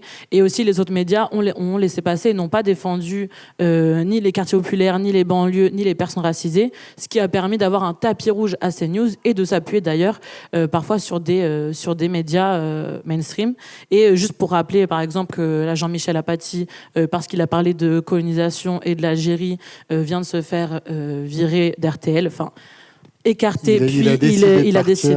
Il a été écarté. C'est ça. Que Merwan Ben Lazar, un humoriste, a été viré sur France TV parce qu'il est arabe. Donc du coup, il y a quand même des choses comme ça aussi. On laisse pas passer ça dans les médias dits de gauche. CNews n'a pas de poids. Donc c'est pour ça que nous, c'est important vraiment de rappeler que les médias dans lesquels nous, on peut travailler, qui disent de gauche ou de centre, ou etc., ont totalement une responsabilité et à bien parler en fait, des quartiers populaires, des personnes racisées, et bien parler, c'est-à-dire d'une manière juste et pas raciste. Et justement, comme on a parlé aussi rapidement de l'AFP, nous, il y a aussi un point, par exemple, le fait que des dépêches on prenne forcément les sources policières, par exemple, en premier, ça pose question, même si après il y a un travail de reprise et que l'article est changé dès qu'il y a d'autres informations, et ben, ça apporte directement sur les quartiers populaires la parole policière en premier.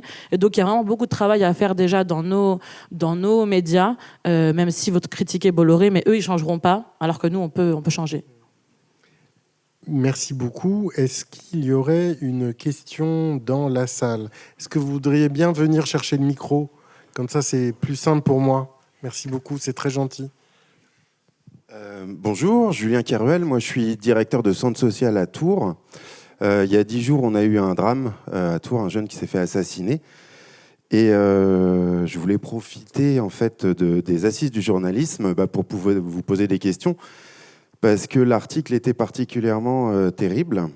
Donc, ce meurtre pourrait être... Publié où, l'article? Dans la Nouvelle République, dès le lendemain matin, avec quelques lignes. Ce meurtre pourrait être intervenu dans le cadre d'un trafic de drogue. Il ne revêt en aucun cas de caractère terroriste. Voilà, on a eu en 2 lignes les stéréotypes, quartier égale drogue, quartier... là, pour le coup, pas terrorisme, mais bon, rien que le fait de l'évoquer, ça l'indique bien. Et tout ça interroge sur le traitement journalistique. Donc c'est une dépêche. Donc nous, on a interpellé la Nouvelle République qui nous a dit c'est pas nous, c'est l'AFP. Voilà. Donc vous êtes là, ça tombe très bien. Et en fait, on l'a quand même dit, mais en fait, vous reprenez la dépêche AFP, il faudrait peut-être se poser des questions. Vous êtes à peu près à 300 mètres en plus, parce que le Sanitas, c'est un quartier populaire en plein cœur de ville, donc juste à côté. Vous mettez ça sans réfléchir, sans rien du tout. Voilà. Et après, on a cherché l'AFP, où est-ce qu'elle prenait ses sources, etc. Et on s'est aperçu, en fait, que c'est systématiquement les sources policières. Voilà. On sait très bien que les sources policières, très souvent, c'est ceux qui causent, c'est les syndicats, c'est Alliance. Donc, carrément un syndicat raciste. Voilà. Donc voilà, Monsieur Fauché, je voulais vous interpeller sur ce problème-là. Et je pense qu'aussi, il y a quelque chose qui a été oublié dans cet atelier et qui, moi, me choque un peu. C'est qu'en fait, qu'est-ce qui a changé en 20 ans? Ce qui a changé en 20 ans, c'est que le Rassemblement national est aux portes du pouvoir et que, on voit le Trumpisme et tout ce qui se passe outre-Atlantique, que si ça arrive chez nous, le journalisme, vous pouvez oublier, quoi. Donc, Ma question, c'est quand est-ce que justement ce que disait, je termine justement ce que tu dis, ce que vous disiez, que je m'y perds. Je me suis perdu. En tout cas, voilà. Ma question, c'est ah oui, c'était ça. C'était les médias de gauche. Au moins, eux, ils peuvent changer, ou ceux qui se disent pas de droite, en tout cas, voilà, pour avoir, on va dire, quelque chose d'objectif.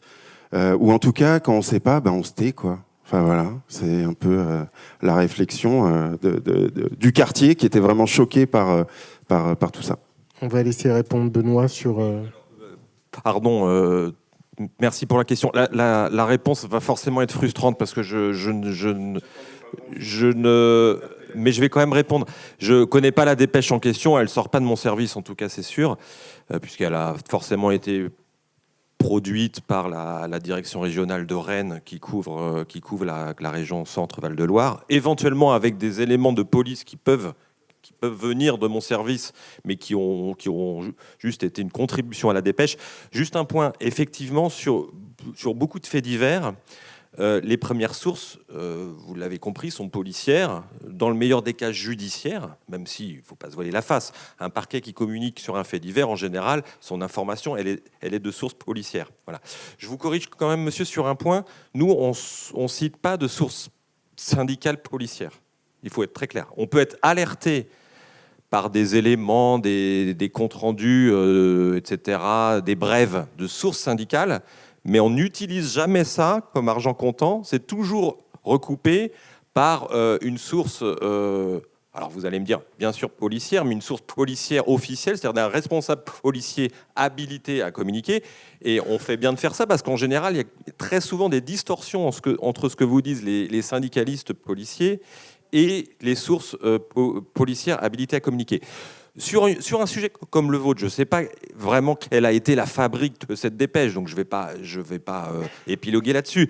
Mais peut-être que le bureau de Rennes ou le bureau détaché à Orléans, puisqu'on a aussi un bureau détaché à Orléans, a essayé, enfin je l'espère, a essayé de joindre la ville, éventuellement a essayé de joindre le centre social, etc. Je ne sais pas comment ils ont essayé de construire pour tout de suite venir étayer une information la plus précise et la plus riche possible. Peut-être qu'ils n'ont pas, dans le temps qu'ils s'étaient impartis, pu procéder à ces compléments de sources. Et donc, ils ont peut-être informé avec des sources policières et judiciaires. C'est pourquoi, nous, une information, on n'hésite pas à la développer au cours de la journée ou au cours de la semaine pour l'enrichir. Et parfois, le regard et le contenu de l'information évoluent. Donc voilà. Encore une fois, une dépêche, c'est une réalité à un temps T qu'on essaie toujours d'enrichir et de consolider. C'est enregistré, il faudrait parler dans le micro en fait. Il n'y a pas eu en fait... Voilà. Tout ce qui a été marqué était faux et a été le lendemain changé. Mais en fait, c'est trop tard, le mal il est fait. Et ça, c'est ça qu'il faut comprendre, c'est que le mal est fait. Une fois que c'est publié, les gens, ils enregistrent ça, il suffit qu'ils ne revoient pas une deuxième nouvelle, et le mal est fait. La famille est dévastée, elle a perdu un gamin pour rien, pour une histoire débile. Le gamin n'a rien fait du tout, enfin, il s'est retrouvé là au mauvais moment, il s'est fait planter, et le mal est fait. Là, ça a dévasté la famille, les amis, tout le monde, ça humilie le quartier, ça donne de la colère, du ressentiment contre les journalistes. Enfin, faut pas faire ça, c'est tout. Et puis, justement, quand le RN est aux portes du pouvoir, faut arrêter. Vous aviez contacté le médiateur de l'AFP, tout ça, pour poser les questions là-dessus, non ? Non, mais ça aurait pu être intéressant. On n'a pas de médiateur de l'AFP, mais en revanche, on peut contacter la rédaction en chef de l'AFP sans problème. Encore une fois, est-ce qu'il y a une autre ? Je crois que j'entends et c'est très malheureux, mais en fait, vous me dites que cette information était fausse, mais au moment où on l'a produite, rien parmi les sources qui nous donnaient cette information ne pouvait, j'imagine, laisser entendre qu'elle était fausse. Vous voyez ce que je veux dire ? Vous intervenez à J+2, 3, 4, c'est plus facile de dire qu'une information est fausse qu'au moment où vous la donnez une ou 12 heures plus tard. C'est ça, en fait, Non, mais je crois que vous ne m'avez pas compris, mais c'est peut-être que je me suis mal exprimé. Il faut publier une information juste. Mais si on l'a publiée, c'est qu'on pensait qu'elle était juste. Vous voyez la subtilité. Oui, mais vous le remettez en cause parce que vous vivez des informations que vous me donnez là, mais que nous n'avions pas. Oui, alors l'AFP fait des erreurs. Contrairement à un certain nombre de médias, quand elle fait des erreurs, elle les corrige. Voilà. Et elle les corrige systématiquement. Voilà, c'est un métier compliqué qu'on essaye de faire le mieux possible. Et parfois, on fait des erreurs. Et je le regrette sur le cas que vous évoquez. Ce qui est intéressant justement sur les dépêches quand même, on peut le dire, c'est que, et c'est l'interpellation de la question que je te posais tout à l'heure, c'est-à-dire sur le trajet, la vie d'une dépêche aujourd'hui, la première dépêche va tourner très très rapidement, et en effet l'AFP ensuite va faire une deuxième dépêche, une troisième dépêche, etc., avec des infos qui vont être en effet beaucoup davantage vérifiées en effet. Mais c'est vrai que le boulot de l'AFP est aussi de faire des alertes rapidement. Et après, en effet, le média, par exemple, qui aura relayé la première dépêche, ne va pas forcément relayer rapidement la dépêche corrigée. Et ça, c'est un problème. Je vais passer la parole à madame qui a une question. J'avais une question, mais qui va un peu dans le sens de Julien Kerouel. Moi, je suis habitante d'ici aussi. Et ma fille va au collège, justement, dans ce quartier du Sanitas. Mais j'habite de l'autre côté de la passerelle, qui est une passerelle qui unit, en fait, un quartier. Donc, moi, j'aime pas trop le mot populaire. Un quartier qui a été défavorisé par les politiques publiques depuis bien longtemps, mais qui commence à être réhabilité largement. Il y a tout un travail qui est fait... avec la politique de la ville, avec les acteurs de la municipalité et les acteurs locaux, justement. Donc nous, comment, quand il y a une information comme ça, en tant que parents, et moi, famille monoparentale, donc, qui n'est pas d'un quartier défavorisé, mais d'un quartier plutôt résidentiel, comment je parle de ça avec ma fille alors que l'information générale elle émet une autre information que celle qu'elle a, elle, à l'intérieur du quartier où elle va au collège et où elle n'a aucune crainte chaque jour d'aller au collège. Elle traverse cette passerelle entre un quartier résidentiel et un quartier prioritaire politique de la ville et tout se passe très bien. Parce que quoi ? Parce qu'il y a un nombre d'acteurs locaux engagés sur le territoire, dont fait partie le centre social, qui est énorme. Et donc, au début de votre intervention tout à l'heure, vous avez dit « Nous avons dans les banlieues majoritairement une présence de manière continue ».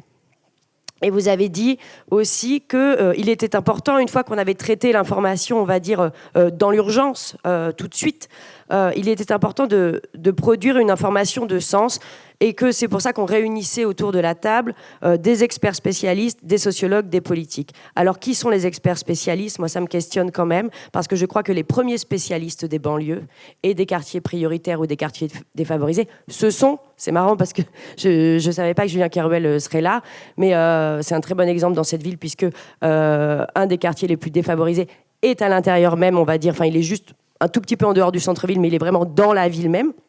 Ce qui fait la particularité de l'organisation de la ville de Tours aussi. En fait, comment vous travaillez en continu, que ce soit l'AFP, que ce soit tous les autres médias, avec les acteurs locaux quel travail on peut mettre en place entre les journalistes et les centres sociaux. Bon, alors ici, il y a tout un tas d'autres structures au Sanitas, par exemple. Je pense à la réussite éducative, je pense pas à Pluriel, mais à l'espace passerelle, et voilà, qui font un travail du quotidien assez incroyable. Mais quelle place, justement, pour les acteurs qui ne sont pas complètement institutionnels, qui sont avec les familles et les jeunes au quotidien dans le traitement de l'information ? Mais vous avez raison, il faut qu'on parle à tous les acteurs d'un bassin de vie, et c'est ce qu'on essaye de faire. Alors, sans doute pas suffisamment, parce que voilà, il y a la question des moyens, il y a la question des attentes, nous, de nos clients, qui évidemment attendent de la fiabilité avant tout, mais quand même aussi un peu de rapidité. C'est une réalité de l'exercice d'un journaliste d'agence comme on le pratique à l'AFP. C'est-à-dire qu'on doit quand même traiter les faits du jour, le jour même. Ça fait partie des attentes de nos clients.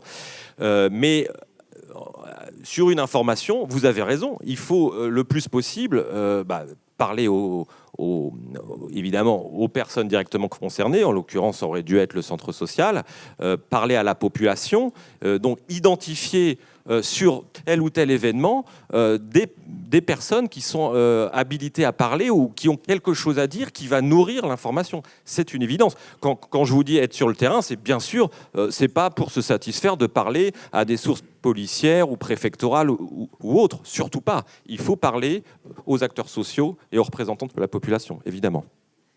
On a une très courte dernière question. Bonjour. Dans ce drame de Clichy-sous-Bois, il y a eu une troisième victime qui n'a pas perdu la vie, mais ils n'étaient pas que deux dans le tronçon d'EDF, là. Et le troisième, je crois, s'appelle Mouhedine. Il est pas mort, mais il a été très grièvement brûlé. Et j'ai appris l'existence de ce jeune homme il n'y a pas très longtemps. Et en fait, je m'étonne simplement que le fait qu'il n'ait pas perdu la vie l'ait complètement invisibilisé. Voilà. Juste par rapport à la question du centre social, etc., moi j'abonde. Enfin, je pense que la responsabilité première vient évidemment de la presse locale qui ne va pas vérifier ses sources alors qu'elle est juste à côté. Donc je pense que là, il y a un vrai problème. Effectivement, on va préférer reprendre une dépêche qui vient de je ne sais où plutôt que d'aller voir sur place dans le quartier. C'est-à-dire qu'on n'a pas de contact dans le quartier. D'où la question de l'annuaire vu des quartiers que j'évoquais tout à l'heure, dont Jérôme, ici présent, est l'un des auteurs. Sur la question aussi de comment est-ce qu'on peut agir quand on est dans un centre social. Nous, on a eu une expérience il y a une quinzaine d'années qui était assez intéressante, qui n'a pas totalement abouti, enfin qui n'a pas abouti même du tout, mais en tout cas, je trouve que ça a donné pas mal d'idées à d'autres gens. Un préfet de l'égalité des chances du Rhône est venu nous solliciter à une époque, en 2008, pour nous dire on voudrait monter une agence de presse locale, avec la presse locale, le Progrès de Lyon, etc., avec le club de la presse, et avec des centres sociaux locaux, pour faire remonter des informations auprès de l'ensemble des médias, mais notamment de la presse locale aussi, qui viendraient des différents territoires de nos banlieues notamment. Et donc on voudrait que dans ce média, cette agence de presse, on fasse figurer, évidemment, ce seraient des journalistes qui seraient à la manœuvre pour reproduire les informations, mais dans le conseil d'administration et dans la gouvernance de l'organisme, il y aurait des gens et des centres sociaux, des associations, de la presse, etc., et des institutions. Et l'idée, c'était vraiment qu'il puisse y avoir cette représentation. On avait fait plusieurs réunions avec des gens des centres sociaux, justement, de la région Rhône-Alpes. Département du Rhône plutôt même, voilà. Et donc il y avait un vrai intérêt, et je pense que des initiatives comme ça, il y en a eu beaucoup en fait qui ont été menées et qui, hélas, là encore une fois, à qui la faute, on va pas revenir là-dessus, il est tard, mais en tout cas il y a des idées qui existent, il faudrait continuer à les développer. Merci beaucoup. Je voudrais remercier Elena Berkaoui. Oui, sur le troisième... je ne pensais pas prendre la parole, mais... Jérôme Bouvier, messieurs, dames. Excusez-moi, oui, l'organisateur des assises, mais est toujours très soucieux qu'il y ait à chaque fois des réflexions autour de médias et quartiers populaires, parce que j'aime bien le terme de quartier populaire qui me paraît finalement... Mais on ne va pas se battre sur les termes. Il y a 20 ans, à Clichy-sous-Bois, donc avec Claude Dillin, le maire de l'époque, j'avais été très marqué par le traitement éditorial de tout ce qui s'est passé après la mort de Ziad Ebouna. Et donc, on a monté une série d'opérations, Clichy sans cliché, où j'avais fait venir une douzaine des plus grands photographes de l'époque pour s'installer à Clichy, pour qu'ils croisent leur regard avec ceux des habitants de Clichy, ou après une douzaine d'écrivains qui sont venus avec des nouvelles de la banlieue. Donc, faire dialoguer des regards extérieurs à la cité et avec le regard des habitants des quartiers populaires pour justement faire émerger une nouvelle parole. Et je voulais juste dire une anecdote. Ce troisième enfant, parce que c'était les enfants, c'est volontairement, avec la discussion des familles, etc., qu'il n'y a pas eu de... Je voulais juste répondre sur ce petit point qu'il y a eu la décision de le mettre à l'abri, si j'ose dire, puisque Ziad Ebouna, pour vous dire un mot, et je ne vais pas être trop long, mais c'est un sujet qui me tient toujours beaucoup à cœur, il n'avait pas d'image d'eux. Il n'y a pas d'image d'eux. Et quand on a fait la grande expo à Clichy-sous-Bois avec les premières expos de JR, le photographe JR qui est depuis devenu une star internationale, on n'avait pas de visage de Ziad Ebouna. Dans la famille, j'avais vu les parents, il n'y avait pas de photos de ces enfants. Il n'y avait pas d'existence de ces enfants. Et donc c'est à partir de photos de classe, d'agrandissement des photos de classe, que nous avons extrait les photos de Ziad Ebouna, et que vous verrez toujours les mêmes photos d'ailleurs, qui leur servent à jamais, j'allais dire, de visage et presque de symbole de leur départ. Mais cet enfant-là, donc on a vu les familles éteintes, il était très gravement perturbé par ce qui est arrivé. Et il a eu la décision de le mettre tout à fait à l'écart. On avait simplement mis sa signature. Vous verrez encore sa signature en dessous des 2 photos pour le faire exister. Mais depuis, j'ai perdu le contact. Mais en tout cas, il y avait une volonté forte autour de lui de dire ne l'exposons pas plus que nécessaire. Voilà. Pardon pour ce petit point d'histoire, mais je ne voulais pas le laisser de côté. Excusez-moi. Merci beaucoup. Donc, je voulais remercier Elena Berkaoui, Benoît Fauché, Anissa Rami et Erwan Ruti. Et merci à vous pour votre présence.